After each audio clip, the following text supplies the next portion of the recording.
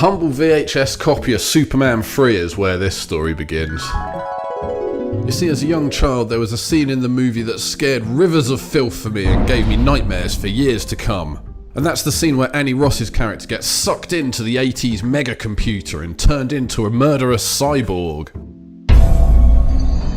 Watching someone get their humanity Control-Alt-deleted by a computer to be used as a tool by them was a new concept to me and unlocked a whole new plethora of nightmares I never knew I had. And then came the 2000s, and eventually VHS tapes were phased out, forgotten about, and chucked in the ocean like everything else to make room for the World Wide Web. A revolutionary new invention designed to help us share information, but more commonly used to blast uncensored grot directly into our homes. Nice job, team. But it was also a time to discover new and exciting media, and this was when I first became exposed to the movie Tensuro 2, Body Hammer, an industrial fever dream of a movie about a guy who starts turning into a machine. And even after having exposed myself to some of the worst things the internet has to offer, the robot transformations in this movie still give me the willies.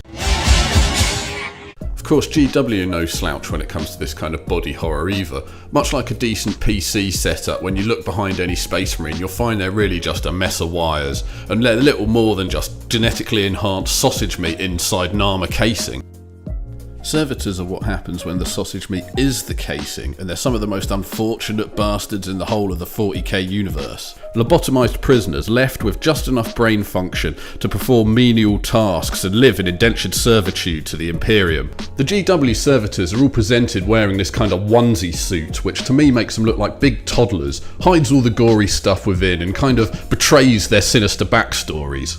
But that's not what I want from my servitors. I don't want them to be all tucked away in a onesie. I want them to give me that same body horror feel I got from Superman 3 or Tensuro. So the next step is to go over to my ideas wall and have a little bit of a think about what I can do to make some body horror servitors. First thing I want is for them to look like they're experiencing horrible pain, like all this stuff grafted onto them is still causing them terrible agony. I know the GW ones don't exactly look comfortable, but their design originates from the 80s, and we've all got a lot more fucked up and been exposed to a lot more weird shit since then, and I think we can amp that up a bit in our new sculpt. I also want to show that this person's life was so meaningless to the Imperium that they snatched his soul and lobotomized him, basically just to perform the actions of being a toaster or something lame like that. This is a triptych. It's basically a 3-piece portable altar that unfolds and Catholics used to use to worship on the go or in places where their faith was banned, and it seems like the perfect religious trinket to be brought into the 41st millennia. Why have a small fold-out altar when you can have a massive marble statue in service of the Emperor and carried by a lobotomized prisoner? Who needs pockets after all? So now our servitor has a function, we need to get our prisoner ready for the job. And first things first, we can get rid of some of these extraneous limbs. He's definitely not going to need his arms, and his legs could probably do with a bit of beefing up if he's going to carry a lot of stuff. So I opened up ZBrush and just started sort of messing around really. I wanted there to be a lot of exposed flesh so that you can see all the gory inside bits. I don't really work from drawings, but I do keep a sketchbook, largely just with kind of ideas that I pull together in ZBrush. And sometimes it's more of just an idea. Like for instance, I wanted this servitor to look massively over-encumbered, struggling against the load that it has on its back, tiny and small and lost amongst a sea of wires and robotics. I ended up with something a bit like this and thought I'd give it a bit of a test print to see how I was doing. The results were okay and definitely had some potential, but I felt this little servitor wasn't carrying enough. This boy has more to give, and maybe there's some other fun, interesting ways he can serve the Emperor. Then I figured maybe our boy could carry a whole priest in a pulpit so that he can shout at his parishioners on the battlefield. I knocked up a quick test print of it and really liked where it was going, so I put the statue idea on hold for a little bit whilst I worked on the priest and the pulpit. I started by just improving on the pulpit and making a bit of a test priest to go in there, as well as a couple of other little knickknacks. Eventually I was left with something that looked like this. I'd put a bit of stank on the pose, so he was leaning over, struggling a little bit to walk, a few knickknacks here and there, including one of these megaphones. Now, I'd been toying with putting these megaphones in throughout the design process, and eventually figured to myself, why have a couple of megaphones scattered about when I could make a feature of them and have one kind of gigantic megaphone? I immediately started work on a kind of speaker headdress, as well as flipping the direction the priest was facing to give the model a bit more stability and stop it falling over. And although I do like this version of the priest, the headdress was kind of giving me the wrong vibes. It was a little bit more Art Nouveau than it was the classic Warhammer Gothic style. Now, you might be thinking it's crazy to get so hung up on this kind of what style a headdress is or something like that. But you've got to remember, you have very limited real estate on these models to tell their story and what they're like. And I want this priest to be full-on religious nutter, so I want him to be rocking the Gothic. This is what I ended up with, and although it's not as ostentatious as the last one I showed you, it reads better on the model and adds to the sum of its parts. So with all that stuff sorted out, the priest was basically complete, ready to roam the battlefield and shout at people, all from the comfort of his servitor mobility scooter. I even made the model so you can print it without the priest and put whatever you want up in that pulpit. But what of the statue man and his triptych payload? Now I'd improved on the carrying servitor quite a lot, maybe it was time to revisit that idea. With the servitor much improved, this was basically just a case of working on the statue and the housing for it. I also made the statue and the housing so you can print them separately and use them as scenery or something like that. I also figured at this stage I might as well make a copy that has a massive gun, just in case somebody, heaven forbid, would want to use it in an actual game of Warhammer. Now I had my three flavours of struggling servitor, I felt like I needed to make them some mates to go with them and complete the kit. First I thought we'd start with the priest character, and before we can get into what kind of company he keeps, I think we need to just quickly work out what makes this priest guy tick. To me, I think it's safe to say that if you've risen through the hierarchy of the ecclesiarch in Warhammer 40,000, you're probably someone that considers yourself holier than thou, but in reality you're probably just a massive cunt. I love you. So I reckon the priest probably hangs out with jumped up thugs to do his bidding and are way more into the violence than the religious stuff. So I found some reference for these penitent hoods which look cool and spooky and religious-y, but also give off a Ku Klux Klan feeling, which really helps with the religious thug vibe. I wanted to represent how cruel and violent these thugs were with the weapons they had, and for me nothing is crueler than bringing a dog to the battlefield. Dogs are often used for sniffing out hidden opponents or chasing down fleeing ones, and represent a real cruelty, a bully mentality where you're picking on the people that aren't really there to fight at all. It's the perfect weapon to display what a massive arsehole you really are. So I brought these ideas into ZBrush and started tossing about, just making some very simple kind of religious-y robes and adding the penitent hat and the dog. I ended up with something that looked like this, and I was pretty pleased with him, but I wanted to make him just that little bit crueler, so I made a version that has a massive club as well, because nothing is worse than being chased down by a dog and then beaten to death with a big stick. The third and final guy to round off this religious trio basically used the same design concepts as the first one, but I gave him a bit more of what you'd call a standard loadout, giving him the classic bolt gun, just in case some madman did want to proxy him as a Warhammer character. Which is definitely something I'm not advocating for. So with our third man done, we had our first trio of models ready to go. And I was pretty happy with them. I felt they gave off that religious thug vibe that I was going for. They're coming to convert you to the word of the Emperor or kick the shit out of you. It's your choice. I kick ass for the Lord! Next up was the task of making some buddies for our old friend Statue Triptych Man. Now, I'm not going to lie to you, I found this part really difficult. Several models I began and then abandoned because I didn't quite like the way they were coming out. I just couldn't quite get something that I felt fit with what was going on with this triptych guy. I kind of felt like this wandering statue would need some protectors, some kind of curators of the arts almost. In the end, this was my best attempt.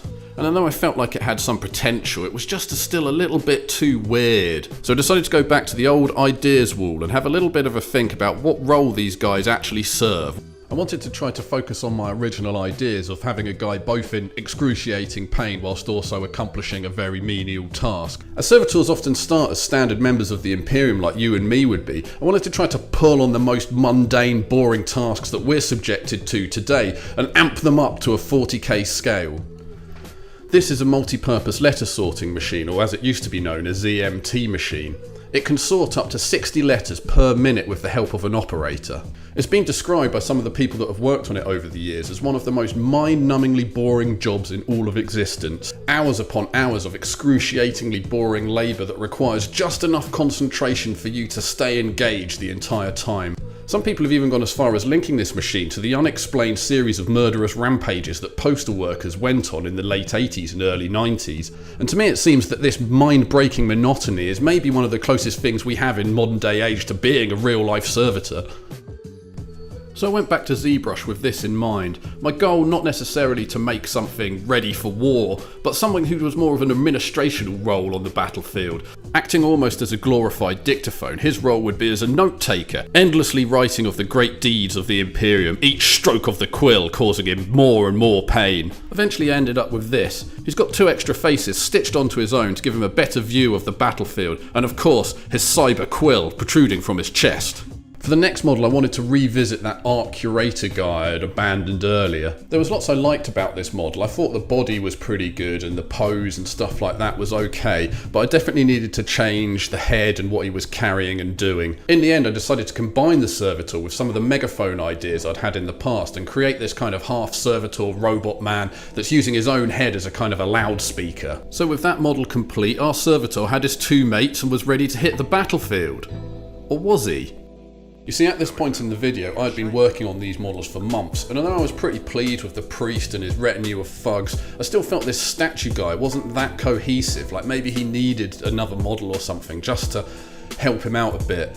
But, you know, I mean, at this point I was starting to feel like a bit of a servitor myself, just banging my head against the same old problem again and again and again and again. Success in any endeavour depends on the degree to which it is an expression of your true self. Or so said some guy called Rolf Masterson. And it can be the case when locked away trying to learn something new, whether that be model making, drawing or fucking Morris dancing, whatever it is.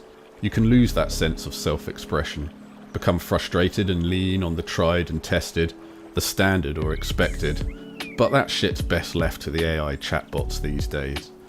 The point in learning something new is not to mindlessly plug away at it, like a brain-dead servitor plumbed into the 40K's equivalent of a multi-purpose letter sorting machine, but to free yourself from that, through the avenues of expression it opens up to you.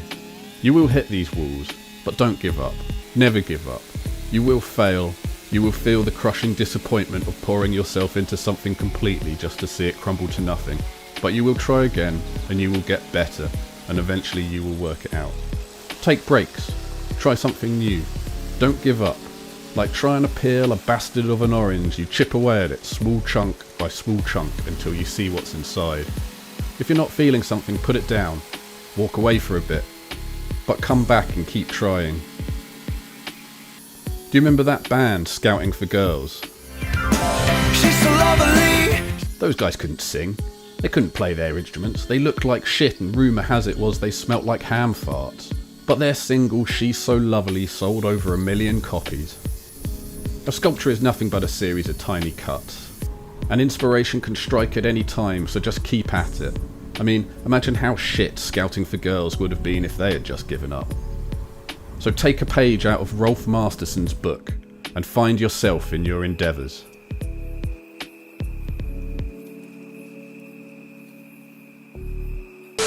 Then, after months of fucking around on ZBrush, I had all the models done. The 2 sets of servitors and their buddies, plus the book guy and the gun variation meant there was a total of 8 models in this kit, and they can mostly be printed in parts, in case you're one of those people that likes to paint stuff separately. So there we have it, my horror servitors, done, finished, ready to go, ready to be picked up for a very reasonable price on Cults 3D. Thanks for watching the video, make sure you leave a comment, subscribe, all that stuff, and I'll see you next time.